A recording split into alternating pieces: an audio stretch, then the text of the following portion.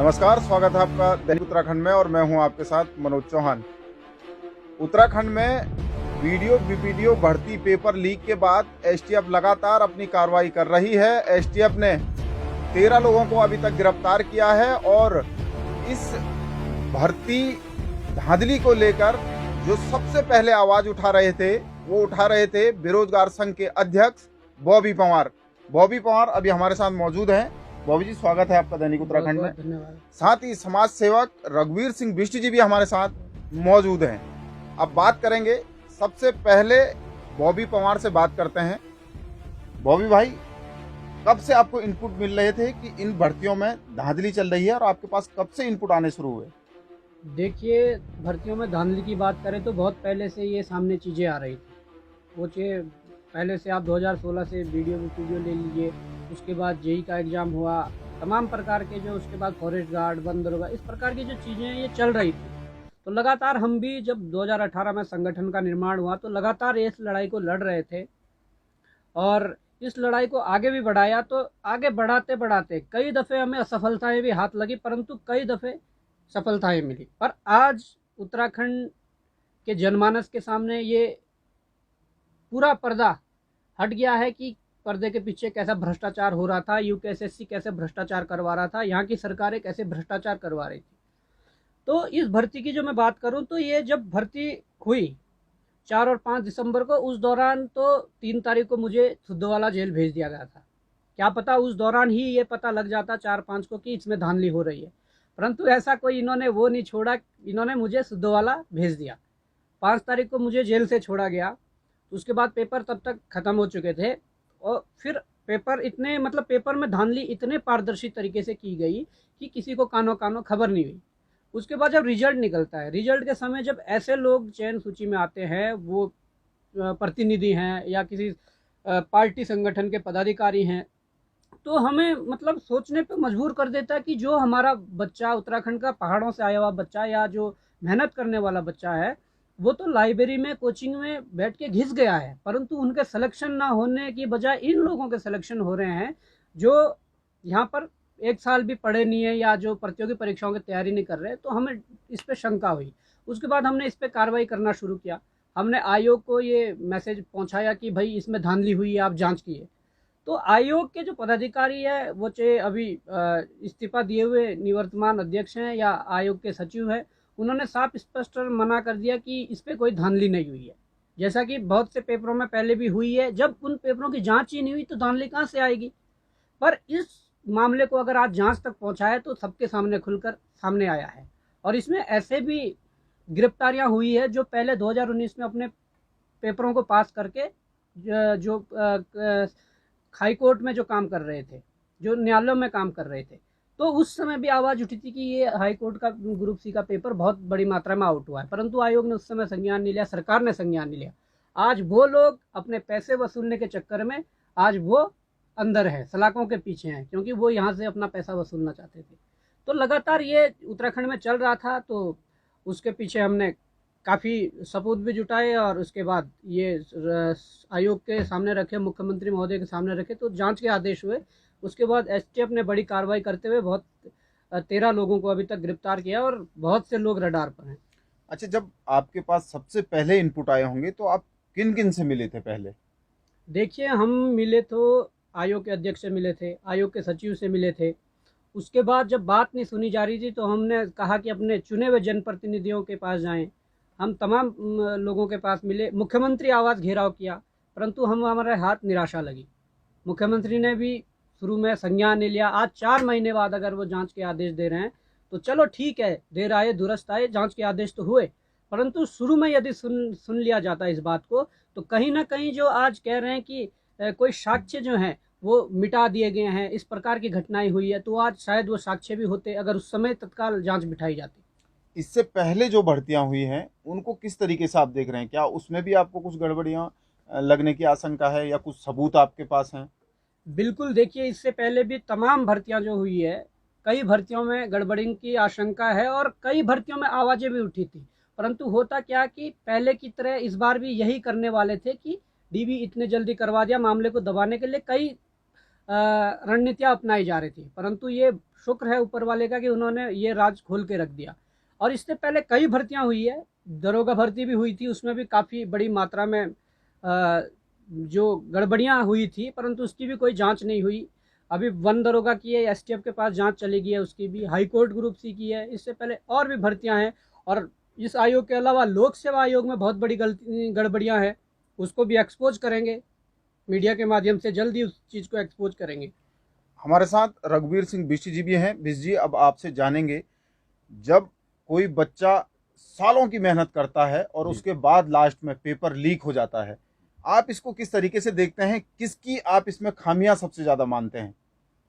देखो चौहान जी, सर्वप्रथम तो मैं उत्तराखंड बेरोजगार संघ के अध्यक्ष भाई बॉबी पवार जी को बहुत बहुत उनको बधाई देता हूं कि उन्होंने इस इतने बड़े घोटाले को उजागर किया। आप ये सोचो कि पर्वतीय अंचलों से कोई लड़का यहाँ अध्ययन करने के लिए आता है, 5,000 का कमरा लेता है, उसके बाद जो है पूरी मेहनत करता है कि किसी तरह से वो सरकारी सेवा में उसे जाने का मौका मिले। और जब जिस तरह से घोटाले उजागर हो रहे कि एक एक पेपर को लीक करने के लिए 15-15 लाख रुपए दिए गए। आप ये सोचो, अगर 500 विद्यार्थियों से भी, 500 परीक्षार्थियों से भी 15-15 लाख रुपए अगर लिए होंगे, तो ये जो बंगाल का, पश्चिम बंगाल का शिक्षक भर्ती घोटाला, उससे भी बड़ा घोटाला उजागर हो सकता है। इस तरह के ये जो घोटाले उजागर हो रहे हैं, वो सीधा सीधा उत्तराखंड के बच्चों के भविष्य के साथ खिलवाड़ है। और मैं तो ये कहना चाहता हूँ चौहान जी कि ये राज्य, जब से राज्य बना है, यहाँ चाहे विधायिका हो, चाहे कार्यपालिका हो, चाहे न्यायपालिका हो, यहाँ आपने देखा विधानसभा, जहाँ विधानसभा विधायक जो है कसम, वो कानून की कसम, संविधान की कसम लेकर के शपथ लेता है कि मैं विधि के द्वारा न्याय करूंगा। आपने देखा हो उसी विधानसभा के अंदर बिना एडवर्टाइजमेंट के, बिना रिटर्न टेस्ट के, बिना इंटरव्यू के, बैकडोर से कितने सैकड़ों बच्चे लगे हैं। वही आप लोकायुक्त में देखो, जिसको भ्रष्टाचार शिकायत सुनने के लिए जिसको बनाया गया है, उसके यहाँ भी जितने बच्चे लगे वो बैकडोर से लगे। आप देखिए जितनी भी यूनिवर्सिटीज़ हैं, वहाँ जितने भी लोग लगे हैं वो बैकडोर से लगे हैं। यहाँ तक कि हाई कोर्ट तक भी आपने देखा होगा, चतुर्थ श्रेणी में बलिया, गोंडा, बस्ती, उत्तराखंड से बाहर के लड़के बिना एडवर्टाइजमेंट के, बिना उसके ये लगे हुए। और ये तो जो राज्य अधीनस्थ चयन आयोग के द्वारा जो भर्तियां निकाली गई है, ये केवल इसी भर्ती का नहीं, इससे पूर्व अब खुद जो है आयोग के अध्यक्ष ने भी स्वीकार किया है कि यहाँ भर्तियां इससे भी पहले जो है भर्तियों में अनियमितताएं उजागर हुई है। तो मैं सरकार, क्योंकि इसके लिए सारा दोष जो है उस तंत्र को देता हूं जो भ्रष्टाचार के दम पर के यहाँ के बच्चों के भविष्य के साथ खिलवाड़ करना चाहती है। क्योंकि आप देख रहे होंगे कि अगर आयोग का अध्यक्ष ईमानदार होगा, किसी संस्था का हेड अगर ईमानदार होगा, वो तो हम बॉबी पवार भाई को और बेरोजगार संघ को इसलिए भी उनको बधाई देना चाहते हैं कि उन्होंने बार बार इन घोटालों को उजागर करने के लिए कभी सचिवालय का घेराव किया, कभी विधानसभा का घेराव किया, कभी मुख्यमंत्री का घेराव किया, और फिर मजबूरन जब यह इतना हाईलाइट हो गया मामला, तब मुख्यमंत्री को मजबूरन जो है इस घोटाले की जांच के लिए एसटीएफ का गठन करना पड़ा। जो 8 भर्तियों को पीछे किया गया, इसको किस तरीके से आप देख रहे हैं? ये तो बहुत ही दुर्भाग्यपूर्ण है। आप देख रहे होंगे कि उत्तराखंड के विभिन्न सरकारी विभागों में 40,000 वैकेंसियां रिक्त पड़ी हुई है। पिछले 7 साल से आप देख लो कि पीसीएस की परीक्षाएं नहीं हुई, बड़ी मुश्किल से फॉरेस्ट गार्ड की भर्ती हुई थी, बीपीडीओ भर्ती हुआ था, इन सब में जो है भर्ती घोटाले हुए थे। और अभी आप देख रहे होंगे कि 8 भर्तियां, जिसमें करीब 4200 प्रतिभागी जिनको जो है उसमें भाग लेना था, उनको जो है इस परीक्षाओं से वंचित कर दिया गया है। हम तो सरकार से चाहते हैं कि आप इसकी पारदर्शिता, और कितना बड़ा दुर्भाग्य है कि जिस आयोग के पास, उस आयोग के पास इसको वो करने की जिम्मेदारी है, उसके पास मॉनिटरिंग की कोई व्यवस्था नहीं। जहाँ जो भर्तियां नियुक्तियां दे रही है, उसके पास कल ही अखबार में आया कि इनके पास, इन्होंने खुद ही अपने आयोग में जो भर्तियां, जो रिक्त पद हैं, उनको भरा नहीं है। तो इससे दुर्भाग्यपूर्ण स्थिति तो और दूसरी कोई हो नहीं सकती। अच्छा, 13 लोगों को अभी तक एसटीएफ गिरफ्तार कर चुकी है। एसटीएफ लगातार अपना काम कर रही है, पर लेकिन इसमें कई सफेदपोशों की बात भी आ रही है। आपको क्या लगता है कि ये चेन लंबी हो सकती है, इसमें कुछ बड़े हाथ भी हो सकते हैं? बिल्कुल चौहान जी, देखो इतना बड़ा घोटाला, 15-15 लाख रुपए में अगर पेपर लीक किया गया है, तो ये जो कर्मचारी एसटीएफ द्वारा पकड़े गए, जो 39-40 लाख रुपए की रिकवरी करवाएगी, ये छोटी मछलियां हैं। निश्चित रूप से सफेदपोश और जो प्रतिनिधि, यहाँ तक कि कई ऐसे प्रतिनिधि होंगे, उनके बगैर जो है इतना बड़ा इतने बड़े घोटाले को अंजाम नहीं दिया जा सकता। बॉबी भाई, अब आपके पास मैं आऊँगा। आपसे मैं जानना चाहता हूँ, आयोग के अध्यक्ष एस राजू ने अपना इस्तीफा दे दिया है। जाते जाते वो कई इशारे भी कर गए। सचिव बडोनी अभी वहीं हैं।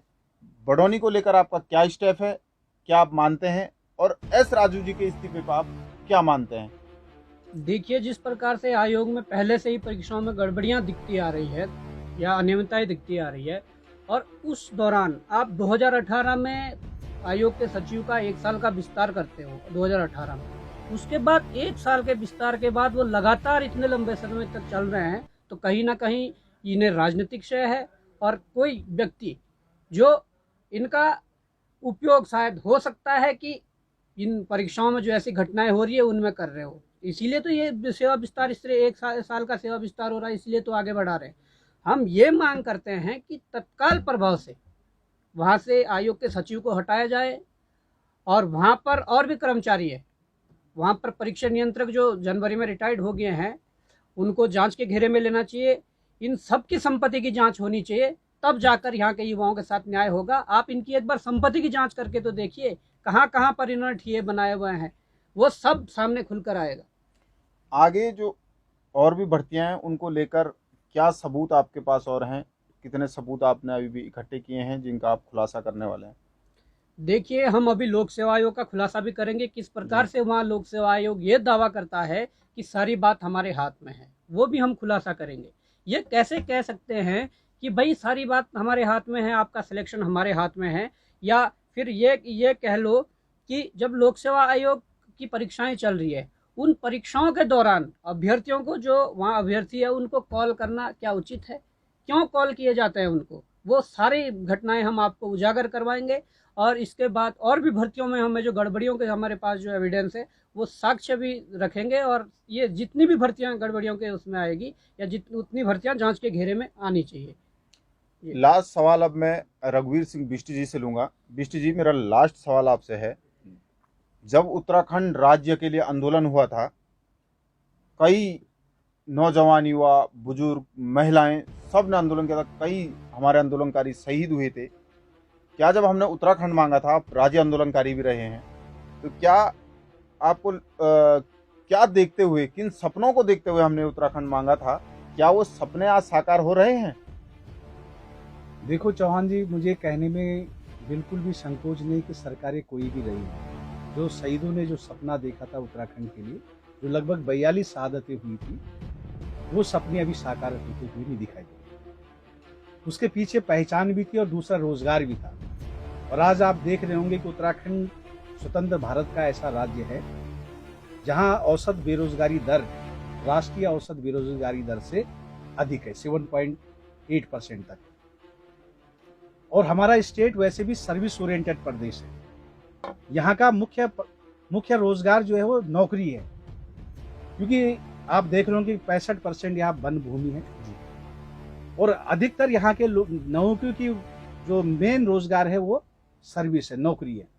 और इस प्रकार से आज भी देख रहे हो कि सरकारी विभागों में जिस प्रकार से 40,000 पद अभी भी रिक्त पड़े हैं, सरकार उनको भरने के लिए कोई प्रयास नहीं कर रही है। और अभी आपने देखा होगा कि जो ये 4200 पद सरकार ने 8 भर्तियों के माध्यम से निकाले थे, उसको भी इन्होंने निरस्त कर दिया है।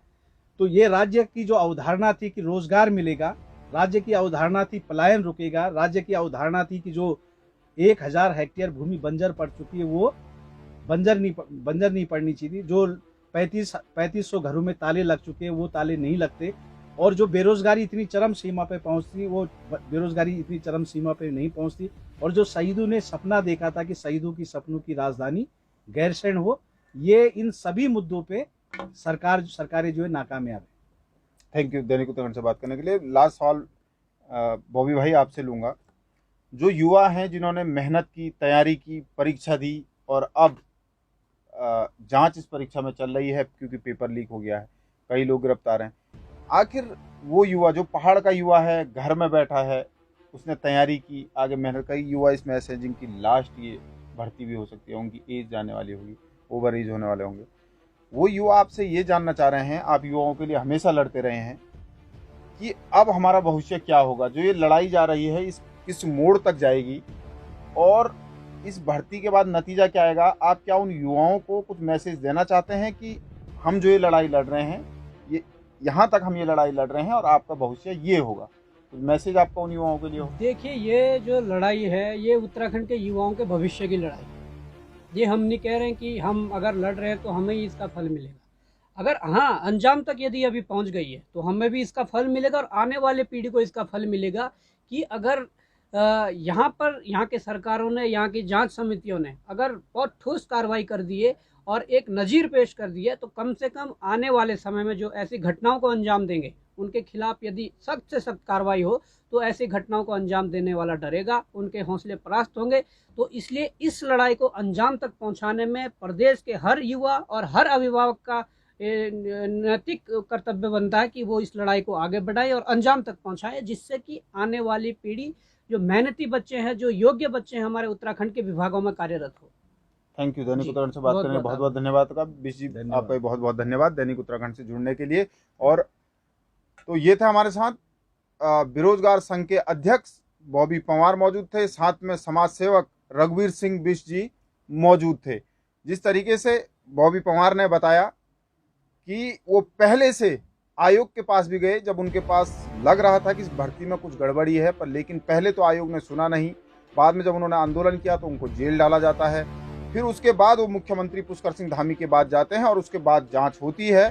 तो अभी 13 लोग, एसटीएफ ने 13 लोगों को गिरफ्तार किया है, अभी भी जांच जारी है। वहीं बॉबी पंवार का कहना है कि अब वो लोक सेवा आयोग को लेकर भी उनके पास सबूत हैं जिसका वो जल्द खुलासा करेंगे। अभी के लिए इतना ही, फिर मुलाकात होगी किसी और मुद्दे के साथ। तब तक के लिए नमस्कार।